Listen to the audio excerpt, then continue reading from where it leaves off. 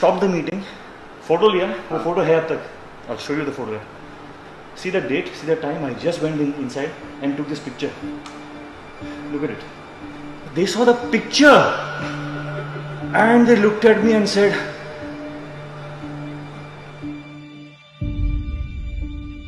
Whew, look at this. Amazing transformation.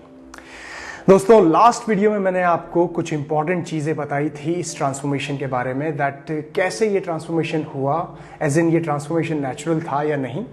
आज इसके बारे में फिर से बात कर रहा हूं क्योंकि एक नया वीडियो आया है और नए कुछ फैक्ट्स आप लोगों के सामने मैं रखना चाहता हूं इस ट्रांसफॉर्मेशन के बारे में रिगार्डिंग कि ऋतिक रोशन के स्ट्रेंथ को कैसे वापस लाया गया, कैसे मसल हाइपरट्रॉफी यानी कि मसल बिल्डिंग को कैसे किया गया, फैट लॉस साथ ही साथ कैसे किया गया, और बहुत ही इंपॉर्टेंट चीज एक स्लिप डिस्क और पोस्चरल इंबैलेंस होने के साथ साथ इंजरी से बचते हुए कैसे इस ट्रांसफॉर्मेशन को अचीव किया गया। I have not spoken to that team of physios and coaches, but just by looking at the video, ये जो नया वीडियो आया है कबीर एंड बियॉन्ड वाला, इसको देख के मैंने कुछ पॉइंट्स निकाले हैं कि किस तरीके से ट्रेनिंग को अप्रोच किया है इनके सारे ट्रेनर्स ने।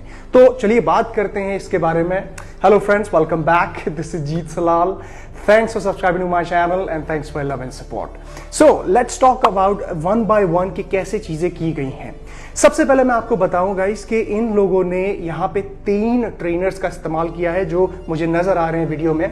फर्स्ट इज द रेजिस्टेंस जो ट्रेनिंग करा रहे हैं, जो फोकस कर रहे हैं कंपाउंड मूवमेंट्स में, लिफ्ट्स में, जो basically strength of the muscle and hypertrophy of the muscle में फोकस कर रहे हैं। दूसरे जो ट्रेनर है यहाँ पे वो फोकस कर रहे हैं कोर स्टेबिलिटी पे, फ्लेक्सिबिलिटी पे, मोबिलिटी पे, जॉइंट्स, मसल, और इतने टाइम से जो ट्रेनिंग नहीं की है उसकी वजह से जो जॉइंट आपके लॉक हो गए हैं, जो मसल आपके लॉक हो गए हैं, उसको वापस से गेन कराने में फ्लेक्सिबिलिटी और मोबिलिटी, और खासकर जब आपको इस तरीके की स्लिप डिस्क जैसी प्रॉब्लम हो, पोस्चरल इंबैलेंस हो, तो उसके अराउंड कैसे वर्कआउट करना है इंजरी फ्री रहते हुए, इसके लिए दूसरे ट्रेनर हैं।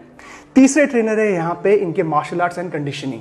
ऑफ कोर्स मूवी के लिए ये प्रिपरेशन हो रही है तो डेफिनेटली मूवी में बहुत सारे एक्शन सीक्वेंसेस होते हैं, कंडीशनिंग आपको हाई चाहिए, अपनी स्टेमिना लेवल, आपका कार्डियोवैस्कुलर स्ट्रेंथ हाई चाहिए, तो वहां पे इस तरीके के ट्रेनर से उनको हेल्प मिल रही है। तो इन तीनों ने मिलकर इनके 3 कंपोनेंट्स पे काम किया है जो आप लोगों को भी करना है जब आप वर्कआउट में वापस आएंगे, ट्रेनिंग में वापस आएंगे after this quarantine and lockdown.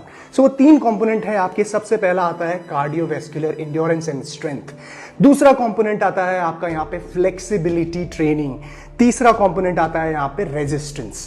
तो ये तीनों कंपोनेंट्स पे ध्यान जब आप देते हैं अपने एक्सरसाइज प्लान में, इन तीनों को इनकॉर्पोरेट करते हैं, तब जाके आप ट्रेनिंग में वापस आते हैं, आपका सही तरीके से ट्रांसफॉर्मेशन होता है या आप एक सही लेवल को अचीव कर पाते हैं, अपने गोल को अचीव कर पाते हैं। अब इस सिचुएशन में आपको क्या ध्यान रखना है, जो ऋतिक ने भी ध्यान रखा, वो ये था कि अपनी बॉडी को समझना, यानी कि बॉडी के पेस को समझना। When you coming back to the training, बहुत ही ग्रेजुअल तरीके से अपने प्रोग्रेसिव ओवरलोड को बढ़ाना होता है, और यही चीज इन्होंने यहाँ पे तीनों ही कंपोनेंट्स में की है। और जैसा कि इस वीडियो में इन्होंने कहा कि इन्होंने 6 महीने में ये ट्रांसफॉर्मेशन किया है, जो लास्ट वीडियो में भी मैं बोल रहा था कि इस ट्रांसफॉर्मेशन को करने के लिए ज्यादा वक्त का टाइम लगेगा और इजीली पॉसिबल है ये 6 महीने या साल भर के टाइम पीरियड में। Now coming back to the components, सबसे पहले बात करते हैं हम आपके कार्डियोवैस्कुलर एंड्योरेंस या कार्डियोवैस्कुलर स्ट्रेंथ की। नाउ कार्डियोवैस्कुलर एंड्योरेंस स्ट्रेंथ को इंप्रूव करने के लिए, ग्रेजुअल इंप्रूव करने के लिए यहां पे परफॉर्म किए गए हैं बहुत सारे कार्डियोवैस्कुलर एक्टिविटीज, जैसे कि यहां पे आप देख सकते हैं बीच में रनिंग की जा रही है, बैटल रोप्स का इस्तेमाल किया जा रहा है, डिफरेंट सर्किट्स को परफॉर्म किया जा रहा है, स्टेशनरी बाइक्स का इस्तेमाल किया जा रहा है। तो कार्डियोवैस्कुलर स्ट्रेंथ को ऊपर लाया जा रहा है, जिससे क्या हो रहा है कि आपके हार्ट और लंग की फंक्शनैलिटी, आपके सर्कुलेटरी सिस्टम की फंक्शनैलिटी इंप्रूव हो रही है। कैसे?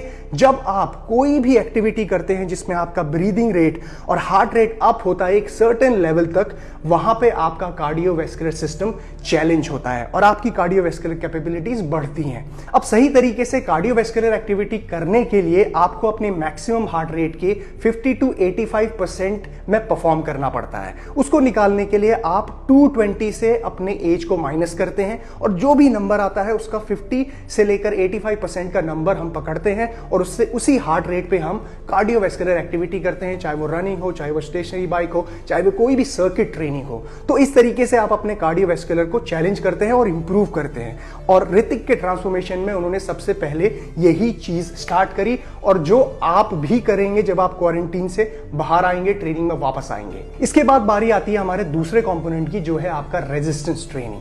अब ऋतिक के केस में यहाँ पे थोड़ी सी डिफिकल्टीज इसलिए थी क्योंकि उनको स्लिप डिस्क की प्रॉब्लम है और साथ ही साथ पोस्चरल इंबैलेंस। उनका एक पैर छोटा और एक पैर बड़ा, left leg short and right leg long. तो इस वजह से प्रॉब्लम क्या होती है कि उनके थोरेसिक में कुछ स्लिप डिस्क होने की वजह से जो डिस्क रप्चर हो गए, उसकी वजह से उनको पेन महसूस होता है, सेंसेशन उनके लोअर लेग में या फिर लोअर बॉडी में कम है। अब वो इसीलिए होता है क्योंकि देखिए, सेंट्रल नर्वस सिस्टम नाम की एक चीज होती है हमारी बॉडी में, सीएनएस एंड पीएनएस, यानी कि central nervous system and peripheral nervous system. हमारी बॉडी, हमारा ब्रेन एक तरीके से हमारी पूरी बॉडी में सिग्नल पहुंचाता है, कमांड को पहुंचाता है, और उसको पहुंचाने के लिए हमारी बॉडी को स्पाइन की जरूरत होती है। अब स्पाइन में अगर कहीं भी दिक्कत होगी, स्लिप डिस्क की वजह से या कुछ भी प्रॉब्लम अगर होगी, तो आपके नर्व्स ठीक तरीके से इंफॉर्मेशन को नहीं पहुंचा पाएंगे, और वही दिक्कत ऋतिक के केस में होती है कि उनकी लोअर बॉडी में सेंसेशन बहुत कम है कुछ कुछ जगहों पे। सो टेक्निकली ट्रेनिंग के टाइम पे इन चीजों का ध्यान रखना बहुत जरूरी है, इन चीजों के अराउंड वर्क करना बहुत जरूरी है। अगर आप ऐसा नहीं करते हैं तो आपको इंजरी होने के चांसेस बहुत ज्यादा बढ़ जाते हैं और आपकी जो गोल है उसकी तरफ आप नहीं पहुंच पाएंगे, जो इस केस में, ऋतिक के केस में, strength, muscle building, fat loss और कार्डियोवैस्कुलर स्ट्रेंथ इंप्रूव करने का था। अब देखिए इसको कैसे काउंटर इन लोगों ने किया, इनके कोचेज ने। सबसे पहले तो मोबिलिटी वर्क यहाँ पे बहुत इंपॉर्टेंट था, जो लोअर बैक से रिलेटेड हर जॉइंट जो भी इन्वॉल्व है उनका, चाहे शोल्डर जॉइंट हो, नी जॉइंट हो, चाहे उनका हिप जॉइंट हो, सारे जॉइंट्स में मोबिलिटी वर्क करना बहुत जरूरी था और जो किया गया है। उसके साथ साथ मोबिलिटी वर्क बढ़ाने का जो मेन पर्पस था वो ये था कि इंजरी से बचा जाए वर्कआउट के अराउंड। और वो कैसे बचा जा सकता है? जब भी आप एक्सरसाइज करते हैं तो आपको एक सर्टेन पोस्चर को मेंटेन करना पड़ता है वर्कआउट करने के लिए। अगर आप में मोबिलिटी, फ्लेक्सिबिलिटी नहीं होगी तो आप वो पोस्चर को मेंटेन नहीं कर पाएंगे और इंजरी के चांसेस बहुत ज्यादा बढ़ सकते हैं।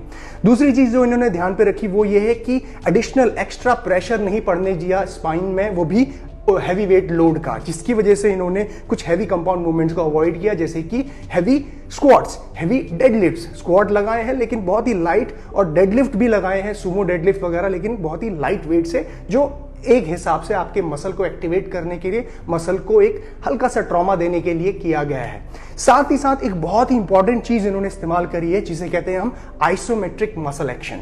अब आइसोमेट्रिक मसल एक्शन में क्या होता है कि it improves the muscle strength, it improves the muscle and mind connection, और जब आप ट्रेनिंग में वापस आ रहे होते हो तो बहुत ही अच्छा काम करता है ये इस तरह की ट्रेनिंग।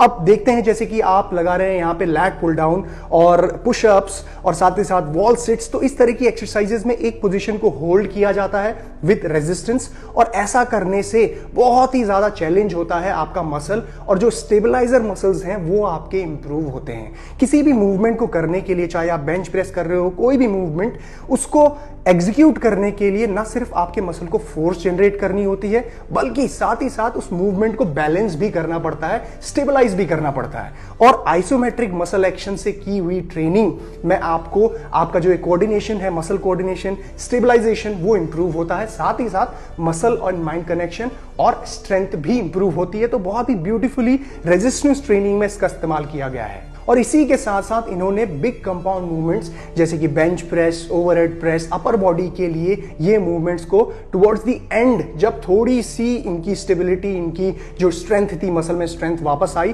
तो ये बिग कंपाउंड मूवमेंट्स का भी इस्तेमाल किया गया है। आप भी जब भी ट्रेनिंग में आएंगे तो इसी तरीके से आपको प्रोग्रेसिव ओवरलोड को ग्रेजुअली बढ़ाते हुए लेके जाना है। नाउ तीसरा जो कंपोनेंट है वो आपका फ्लेक्सिबिलिटी का है। अब फ्लेक्सिबिलिटी को इंप्रूव करने के लिए इन्होंने दो तरह के स्ट्रेचेस दिए हैं वर्कआउट में। पहला स्ट्रेच है आपका dynamic stretch, dynamic warm up जिसे भी कहते हैं। आप वर्कआउट से पहले जिसे लगाते हैं। बेसिक पर्पस ये है कि आपके मसल और जॉइंट्स लूज हो, आप ट्रेनिंग के लिए तैयार हो, किसी भी तरह की इंजरी आपको ना हो ड्यूरिंग ट्रेनिंग। ऐसा करने के लिए कुछ मूवमेंट्स को किया जाता है और प्रोग्रेशन के साथ। पहले आप धीरे धीरे स्टार्ट करते हैं, फिर तेज तेज करते हुए अपने मसल और जॉइंट को लूज करते हैं, हार्ट रेट अप करते हैं और ब्रीदिंग रेट को अप करते हैं, तैयार होते हैं ट्रेनिंग के लिए। इसके साथ टुवर्ड्स द एंड एक स्टैटिक स्ट्रेचेस का सेशन भी दिया गया है जिसमें आप अपने मसल को एलोंगेट कर रहे हैं, खींच रहे हैं। क्यों?